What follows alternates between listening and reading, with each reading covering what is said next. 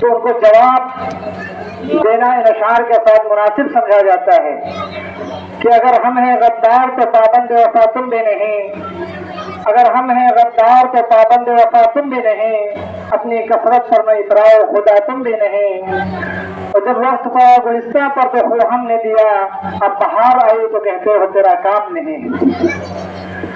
کہا جاتا ہے، ہم کو نشانہ بنایا جاتا ہے اور کہا جاتا ہے کہ آپ لوگوں کا ہندوستان میں رہنے کا کوئی حق نہیں، آپ چلے جائیے، اس ملک کو چھوڑ کر پاکستان چلے جائیے، یہ ہم کو کہا جاتا ہے، لیکن ہم ہندوستان چھوڑ کر ہرگز نہیں جائیں گے۔ نہ ہم ایران والے ہیں، نہ ہم توران والے ہیں، نہ ہم ایران والے ہیں، نہ ہم توران والے ہیں، نہ ہم جاپان والے ہیں اور نہ پاکستان والے ہیں۔ وطن پر آنچ گر آئی تو اپنی جان دے دیں گے، بتا دو دشمنوں کو ہم بھی ہندوستان والے ہیں، بتا دو دشمنوں کو ہم بھی ہندوستان والے ہیں۔ اور سرفروشی کی تمنا اب ہمارے دل میں ہے، سرفروشی کی تمنا اب ہمارے دل میں ہے، دیکھنا ہے زور کتنا بازوئے قاتل میں ہے، دیکھنا ہے زور کتنا بازوئے قاتل میں ہے۔ اور ٹل نہ سکتے تھے اگر جنگ میں اڑ جاتے تھے، پاؤں شیروں کے بھی میدان سے اکھڑ جاتے تھے، پاؤں شیروں کے بھی میدان سے اکھڑ جاتے تھے، مجھ سے شرکش ہو اگر کوئی تو بگڑ جاتے تھے، تیغ کیا چیز ہے ہم توپ سے لڑ جاتے تھے، تیغ کیا چیز ہے ہم توپ سے لڑ جاتے تھے۔ محبان وطن ہم ہیں، محبان وطن ہم ہیں، وطن کی شان رکھتے ہیں، جہاں سرحد لہو مانگے وہاں پر جان رکھتے ہیں۔ پڑوسی ملک سے کہہ دو نہ بھیجے تیغ کے، پڑوسی ملک سے کہہ دو نہ بھیجے تنزیہ پتھر، ہم اپنے دل کے شیشے میں بھی ہندوستان رکھتے ہیں۔ اب آئیے اپنے پروگرام کو آخری مرحلے میں لے جانے کی کوشش کرتے ہیں اور اپنے مدرسے کے ناظم اعلیٰ سے بڑے ہی ادب اور احترام کے ساتھ حضرت سے درخواست کی جاتی ہے کہ حضرت والا آئیں اور اپنے نورانی اور عرفانی بیان سے ہم سامعین کے دلوں کو مستفید فرمائیں۔ جناب حضرت مولانا احمد علی صاحب سعادتی مسجد کے امام ہیں، جو محمدی مسجد شیخ واڑہ کی اور مدرسہ دارالعلوم ضیاء القرآن جو یہ آپ کا مدرسہ ہے اس کے جو ہے ناظم ہیں، ذمہ دار ہیں، حضرت سے بڑے ہی ادب اور احترام کے ساتھ درخواست کی جاتی ہے کہ حضرت مائک پر تشریف لائیں اور اپنے بیان سے ہم سامعین کے دلوں کو مستفید فرمائیں۔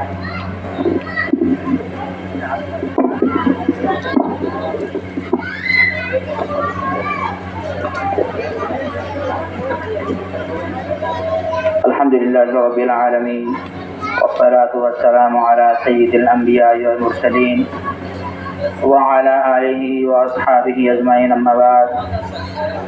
اعوذ باللہ من الشیطان الرجیم، بسم اللہ الرحمن الرحیم۔ یا ایہا الناس انا خلقناکم من ذکر وانثى وجعلناکم شعوبا وقبائل لتعارفوا ان اکرمکم عند اللہ اتقاکم ان اللہ علیم خبیر، صدق اللہ العظیم۔ وقال النبی صلی اللہ علیہ وسلم من تشبہ بقوم فهو منہم، او کما قال علیہ الصلاۃ والسلام۔ میرا عزیز ساتھیوں، جیسے کہ آپ حضرات کو معلوم ہے کہ آج کا ہمارا یہ دن 15 اگست سوتنتر دیوس ہم ایران مناتے ہیں۔ آپ حضرات بہت دیر سے تقریباً 2 سے 2.5 گھنٹے ہو گئے ہیں جب سے آپ لوگ کوئی ترانہ سماعت فرما رہے ہیں تو کوئی گیت سماعت فرما رہے ہیں اور مختلف عنوانات سے آپ نے تقاریریں بھی سماعت فرمائی کہ ہمارے اسی ادارہ کے ماشاء شمشاد صاحب جو کہ اس ادارے کے اندر ایک عرصہ دراز سے لمبی مدت سے تعلیم و تعلم کے اعتبار سے پڑھنے پڑھانے کے اعتبار سے ایک خدمت انجام دے رہے تھے، وہ آپ کے سامنے آئے اور آپ کے سامنے آ کر انہوں نے ہندوستان کی مختصر طور پر خود تاریخ پیش کی۔ اس کے بعد آپ کے سامنے ہمارے اسی علاقے کے تاج محمد بھائی آئے، وہ آپ کے سامنے آ کر انہوں نے اس مدارس کے متعلق اور ایجوکیشن تعلیم اور شکشا کے متعلق آپ کے سامنے روشنی ڈالی ہے۔ اب آپ کا زیادہ وقت نہ لیتے ہوئے، کیونکہ آپ کے سامنے اکثر باتیں آ چکی ہیں، اب ہمارے ذہن میں ویسے تو کوئی بات نہیں آ رہی تھی کہ کون سی بات کی جائے، کیونکہ اکثر بات جو اس موقع سے ہوتی وہ ماسٹر صاحب نے بھی بتا دی، اور مدارس اور تعلیم کے تعلق سے، اسی طریقے شکشا کے متعلق سے جو بات تھی ایجوکیشن کے اعتبار سے آپ کے سامنے مختصر طور پر تاج بھائی نے بھی رکھی ہے. لیکن ابھی ہمارے اسی مدرسے کے صدر مدرس حافظ محمد معراج صاحب جو کہ ابھی نظامت کے انجام دے رہے تھے، انہوں نے جو اشعار پڑھے، ان کے اشعار سے کچھ ہمارے ذہن میں بات آئی کہ ان اشعار کو اپنا مدعا بنا کر، ان اشعار کو ہم نے سامنے رکھ کر کچھ آپ کے سامنے تاریخی اعتبار سے کچھ بات کی جائے. میرے عزیزوں، ہمیں اس چیز کو ماننا پڑے گا کہ اگر کسی قوم کو برباد کرنا ہو، کسی مذہب کو نیز نابود کرنا ہو، اس کے لیے آپ کو کچھ نہیں کرنا ہے، بلکہ ایک چیز آپ کو کرنی ہے کہ اس کی تاریخ کو بھلا دیجیے. جس قوم کی تاریخ بھلا دی گئی وہ قوم کبھی ترقی نہیں کر سکی. جس مذہب کی تاریخ ختم کر دی گئی، مٹا دی گئی، وہ مذہب صرف نام کا رہ گیا ہے. میرا عزیزوں، اس کی مثال آپ کو ابھی ہم دے رہے ہیں. آپ کے والد محترم، آپ کے دادا پردادا، جو آپ کے پرکھے بیان کیے جاتے ہیں کہ آپ کے دادا پردادا آپ کے پرکھے ہیں، یہ ان کی تاریخ آپ کے سامنے ہوتی ہے. ان کی تاریخ اور ہسٹری، یہ کون ہے، انہوں نے کیا قربانی دی ہمارے لیے اور ہمارے گھر کے لیے، خاندان کے لیے، ان کی ہسٹری ہمارے سامنے ہوتی ہے. تاریخ وہ نمونے کے اعتبار سے ہمارے سامنے ہوتا ہے. اس کی وجہ سے اگر ہمارے والدین یا ہمارے پرکھے اس دنیا میں نہیں رہے، لیکن اگر ان کو ایک کوئی شخص کوئی انسان غلط کہتا ہے، انسان ان کو برداشت نہیں کر پاتا ہے. اس کی واحد وجہ یہ ہے ان کی پوری تاریخ، ان کی پوری ہسٹری ان کے سامنے، آپ کے سامنے موجود ہے.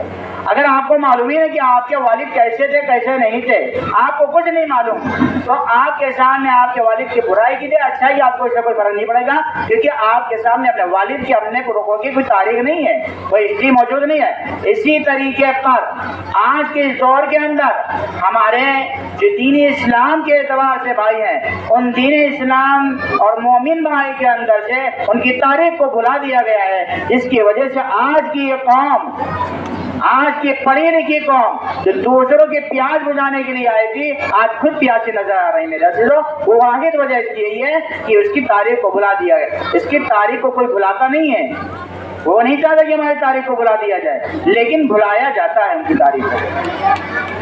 تو میرے عزیزوں، ہمیں جہاں ایک دین اسلام کی تاریخ ہے، وہاں پر ہمارے اس ہندوستان کی بھی ایک تاریخ ہے. مختصر طور پر ماسٹر صاحب نے آپ کے سامنے ذکر کیا کہ بھائی ہندوستان پہلے کیا تھا. صنعت کاری میں ہندوستان ہی تھا، تجارت کاری میں ہندوستان تھا، تمام کی تمام چیزوں میں اگر تھا تو ہندوستان تھا. جس طریقے پر آج فوراً وغیرہ نظر آتے لوگوں کو، ایک زمانے کے اندر صنعت کاری کے اعتبار سے، تجارت کاری کے اعتبار سے یہ ہندوستان تھا. مختصر آپ کو بات پیش کی گئی 2 جملے میں، ہر اعتبار سے ہندوستان تھا. اب یہ جو دوسرے لوگ جن کو گورے لوگ کہا جاتا ہے، انگریز، اس ہندوستان کے اندر جب مغل حکومت چل رہی تھی، اس وقت اپنا انہوں نے یہاں پہ شکنجا کسا. لیکن ہمارے ذہن میں ایک بات ضرور آنی چاہیے کہ انہوں نے کوئی لڑائی جھگڑے سے اس پر قبضہ نہیں کیا تھا، اس سے نہیں کیا تھا. بہت بڑی سیاست سے انہوں نے کام کیا تھا یہاں پر کہ پہلے آنے کے بعد جو مغل بادشاہ تھا ان کے پاس گئے اور یہاں پر تجارت کی اجازت چاہی، انہوں نے پرمیشن نہیں ملا، نہ ملنے کے بعد وہ چلے گئے. اس کے بعد پھر آئے، پھر انہوں نے اعتماد دلایا، بھروسہ دلایا، بہرحال انہیں تجارت کی پرمیشن مل گئی اور ان کے اپنے قانون سے. اور ہندوستان کے اندر جو مغل حکومت تھی، اس مغل حکومت کی شرائط کے ساتھ ان کے کام چل رہے تھے. ایک عرصے دراز تک ان کا کام چلتا رہا، تجارت ان کی چلتی رہی. لیکن انہوں نے جو ایک کمپنی ڈالی تھی، ایسٹ انڈیا کمپنی جو ڈالی تھی یہاں پر، اس کمپنی کے جو ایک رولز مغل حکومت نے جو ان کو دیے تھے، اس رول کے خلاف چلے گئے. رولز کے خلاف جانے کے بعد مغل حکومت نے شکنجا کسا. وہاں پر شکنجا کسنے کے بعد جب انہوں نے دیکھا کہ واقعی ان کی دلی آنکھیں جاگ گئی، انہوں نے پھر تمام کے تمام جتنے بھی جرمانے تھے وہ عائد کر دیے اور جرمانے کو ادا کر دیے. اس کے بعد بغیر کیوں چرا کے تقریباً تقریباً 40 سے 50 سال تک انہوں نے اس دور کے اندر بغیر چوچرا کیے ہوئے سیاسی اعتبار سے ان کی تمام چیزوں کو مان لیا۔ اب اندر سے ہم نے تجارتی کوڈیاں قائم کرنا شروع کر دی۔ سورت، گجرات، احمد آباد، میرٹھ وغیرہ میں ان کی تجارتی کوڈیاں شروع ہو گئی۔ یہاں تک کہ تجارتی کوڈی اس طریقے پر قائم ہو گئی کہ انہوں نے بزنس کرنا تو شروع کیا، لیکن ایک سیاست کے ساتھ جنگی مہم بھی اندر شروع کر دی انہوں نے۔ ان کے پاس بجٹ آ چکا تھا، ہندوستان کو جو بھی بجٹ دے تو الگ چیز ہے، لیکن ان کا ایک بجٹ پورا کا پورا تھا جن کا انگریزوں کا ہم نے سرکشا کیا جاتا تھا۔ تو میرا عزیزو، یہ مختصر تاریخ کہ انہوں نے قبضہ کیا۔ اس کے بعد جب مغل حکومت وہ بالکل نڈھال کیا ہے تو مرہٹا، یہ مرہٹا ہے، اس کے بعد ان کو بھی انہوں نے نیست و نابود کیا، تبدیل کیا۔ اس کے بعد جب یہ ہمارا ہندوستان ہر اعتبار سے جا کر غلامی کی شکنجے میں پھنس گیا، اس کے بعد ہمارے آپ کو جیسا ہم یاد دلانا چاہ رہے ہیں، آپ سے ہم نے پہلے ہی کہا تھا کہ ہم زیادہ بات نہ کر کے جو اشعار ابھی پڑھے گئے تھے اس اشعار کو سامنے رکھ کر مد نظر رکھ کر اس کو بات کی جائے گی۔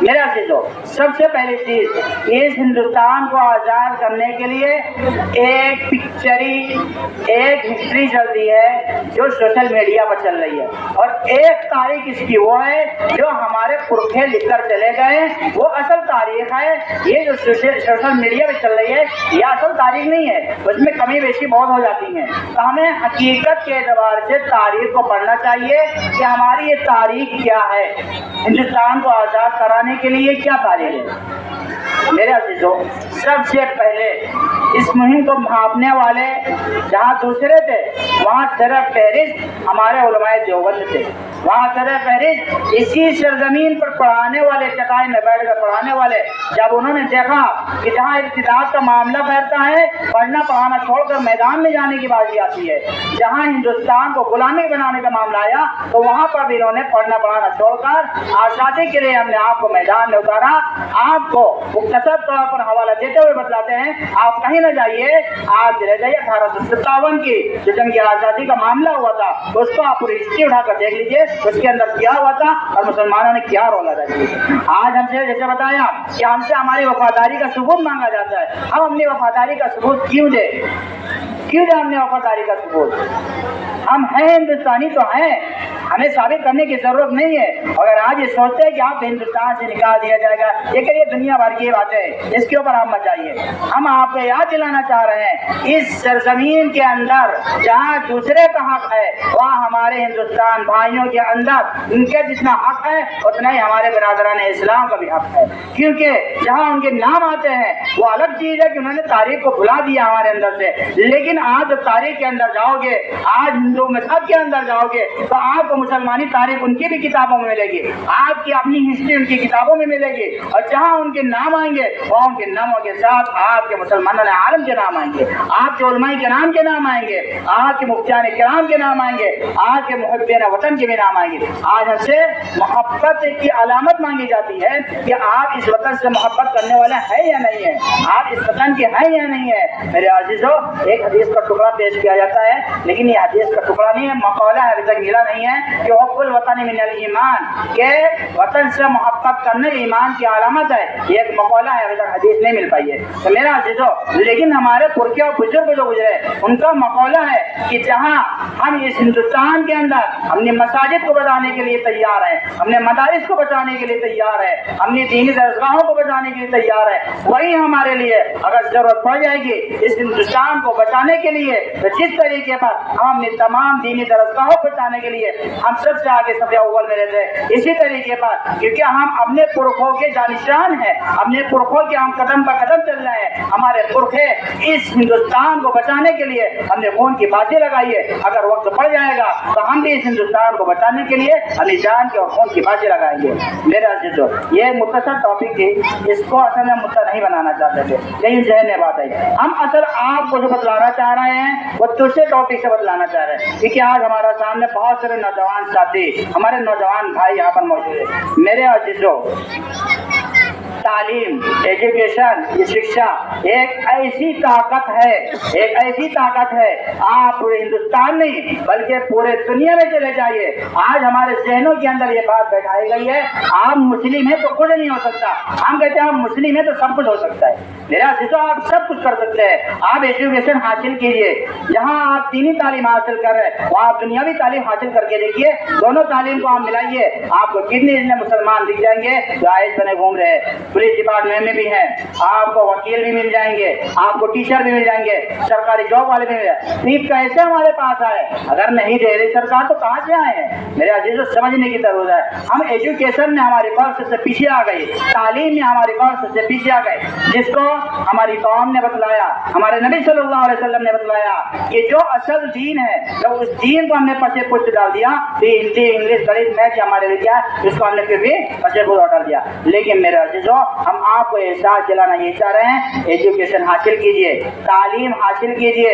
تعلیم سب سے بڑی جیت آپ کی ہے. اگر آپ کے اندر علم ہے, نالج ہے, جانکاری ہے, رولز ہے آپ کے اندر, آپ کو کوئی نہیں ہرا سکتا ہے. آپ کے سامنے سب جھکیں گے اگر آپ کے پاس یہ پاور ہے.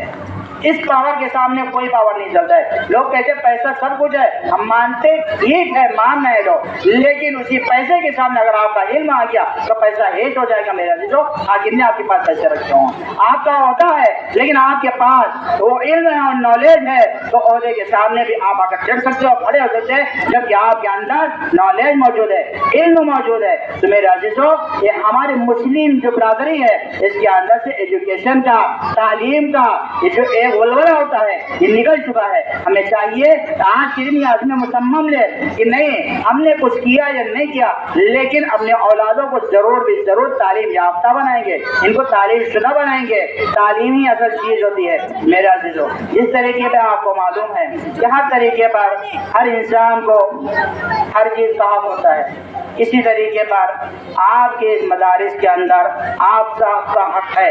آپ کا مدرسہ ہے, آپ کے مدرسے کے اندر جتنا ہمارا حق ہے اس سے زیادہ آپ کا حق ہے, کیونکہ آپ کے علاقے میں ہے, اس کے لیے آپ اس کے زیادہ حقدار ہیں. جہاں ہم اس کے مینجمنٹ کے حقدار ہیں اور اس سے زیادہ آپ اس کے مینجمنٹ کے حقدار ہیں. جہاں اس کے ذمہ دار ہم ہیں وہاں اس کے ذمہ دار آپ بھی ہیں. میرے عزیزوں ہمیں آپ کو چاہیے کہ ہم سب سر جوڑ کر اس مدرسے کی ہر اعتبار سے ترقی کے لیے, ترقی یافتہ لوگوں کو نکالنے کے لیے, تعلیم شدہ افراد پیدا کرنے کے لیے دوش بدوش ہو, کندھا بکندھا چلا کر ہم چلنے کے لیے تیار ہو. میرے عزیزوں آپ کے ذہن میں بات ضرور ہونا چاہیے یہ مدرسہ آپ کا یہ کوئی نیا مدرسہ نہیں ہے بلکہ تقریباً 50 سال پرانا مدرسہ ہے. اور یہ آپ سبھی کو معلوم ہے کہ اتنا پرانا مدرسہ یہ سب کچھ کر سکتا ہے آپ کے لیے. اس کے لیے اگر کسی چیز کی ضرورت ہے تو آپ کی محبت کی ضرورت ہے, اگر کسی چیز کی ضرورت ہے تو آپ کے جسم کی ضرورت ہے, کسی چیز کی ضرورت ہے تو آپ کے ذہن کی ضرورت ہے. یعنی جہاں ہم اہل مدارس اس چیز کے لیے کوشاں ہے, اس مدرسے کی ترقی کے لیے ہم قدم بقدم آگے بڑھاتے چلے جا رہے ہیں. اس کے لیے ہم سب کو آگے آنے کی ضرورت ہے کہ اس مدرسے کے لیے اگر ہم ترقی کے لیے اگر ہماری جان کی بھی بازی آ جائے گی اس مدرسے کے لیے ہم جان دینے کے لیے تیار ہیں. جہاں ہم اس مدرسے کی اگر باری آ رہی ہے علم کے اعتبار سے علمی اعتبار سے اس مدرسے کے لیے ہم کھڑے رہیں گے. جہاں معاملہ آئے گا اس مدرسے کے لیے کہ ہم اس مدرسے کے معاملے کے اندر ہمارے ذہنی اعتبار سے ہمیں ضرورت پڑ رہی ہے تو ہم ذہنی اعتبار سے کھڑے رہیں گے. ان تمام چیزوں کے لیے جتنی آپ کی ضرورت ہے اس سے کہیں زیادہ آپ کے بچوں کی ہمیں ضرورت ہے. آپ ہمیں اپنے بچے دیجیے, آپ ہمیں اپنے بچوں کو تعلیم کے لیے دیجیے, آپ ہمیں اپنے بچوں کو لیے آپ کو معلوم ہونا چاہیے وعلم آدم الاسماء كلها ثم عرضهم على الملائكة وقال انبئوني باسماء هؤلاء ان كنتم صادقين. میرے عزیزو حضرت آدم علیہ السلام کو تمام فرشتوں میں ایک جو مقام حاصل تھا اس مقام کی جو وقت تھی وجہ تھی, اس جو عہدے کی جو وجہ تھی, افضلیت کی جو وجہ تھی کوئی اور چیز نہیں تھی. اور کیا چیز تھی؟ وعلم آدم الاسماء کہ حضرت آدم علیہ السلام کو اللہ رب العزت نے علم دیا تھا. ثم عرضهم على الملائكة فقال انبئوني. جب حضرت آدم علیہ السلام نے تمام صحابہ کے ساتھ تمام فرشتوں کے سامنے جب ان اشیاء کے ان چیزوں کے نام پیش کیے ہیں تو وہ دنگ رہ گئے, حیران رہ گئے. فقال انبئوني یہ اسماء ہؤلاء وہی سب نام جو بتلائے گئے تو انہوں نے بتلا دیے. علم کے بنا پر انہیں ترقی ملی. علم کی بنا پر حضرت آدم علیہ السلام کو تمام فرشتوں نے سجدہ کیا. اور علم ہی ایک ایسی چیز تھی کہ علم کی بنا پر تمام فرشتوں نے سجدہ کیا. لیکن عزازیل جو فرشتوں کا استاد تھا، جس کو آج ہم سب شیطان کہتے ہیں، جس کو ہم لوگ کیا کہتے ہیں، وہ حضرت آدم علیہ السلام کے سامنے سجدہ نہیں کیا. اس نے سجدہ کرایا جا رہا تھا، علم کی بنا پر اس نے سجدہ نہیں کیا، رامدہ درگار ہو گیا. تو میرے عزیزو، ہم یہ آپ کو بتانا چاہ رہے ہیں، یہ ہمارے بچے آج اگر تعلیم یافتہ ہوں گے تو کل کو ہمیں جنت میں لے کر جائیں گے. اگر یہی ہمارے بچے اگر دین سے اور ایمان اور رسول صلی اللہ علیہ وسلم کی تعلیمات سے پیروار نہیں ہو سکے، یہ بالکل پسے پش رہ گئے، بالکل ان کی کوئی حقیقت نہیں آ سکی، ہم نے ان کو تعلیم یافتہ نہ بنایا، تو کل قیامت میں یہی بچے جو ہمیں جنت میں جانے کے لیے راستہ دکھا رہے تھے، کل ہمیں جنت میں جانے سے روک لیں گے، کیونکہ ہم نے ان کو صحیح دین نہیں سکھایا، کیونکہ ہم نے ان کو اللہ کے رسول کا دین نہیں سکھایا. اور میرے عزیزوں، آج ہم آپ کو بتانا چاہ رہے ہیں کہ آج پورے ہندوستان کے اندر جتنے اسکولیں چل رہے ہیں، جتنے کالجز چل رہے ہیں، ان کے اندر اپنی پڑھائی چلائی جا رہی ہے، انہیں اپنا مذہب سکھایا جا رہا ہے. میرے عزیزوں، ہمارے ہی بچے، ان کو اپنا مذہب کہاں سکھایا جائے گا؟ ان کو اللہ کے اوپر ایمان لانا کہاں سکھایا جائے گا؟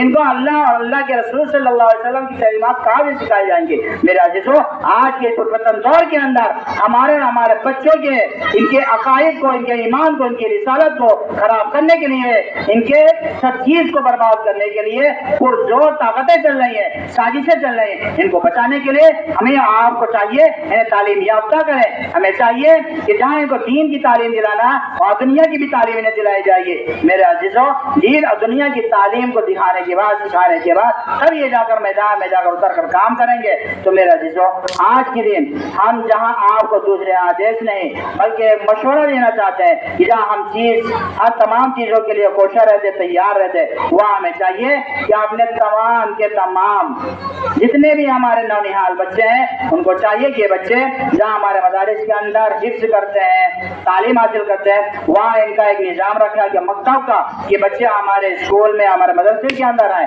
اور یہ مکتبی اعتبار سے اپنی تعلیم کو حاصل کریں، تاکہ ہمارے نونہال بچے کل کو ہمارے ہندوستان کے اندر جا کر دین کا کام کر سکے، اور دین اور دنیا دونوں کو کام کرنے کے بعد کل آخرت میں اپنا حصہ یعنی جنت میں جانے کے لیے کوشر ہے. اللہ رب العزت سے دعا ہے کہ اللہ ہم تمام کو ان باتوں پہ عمل کی توفیق عطا فرمائے.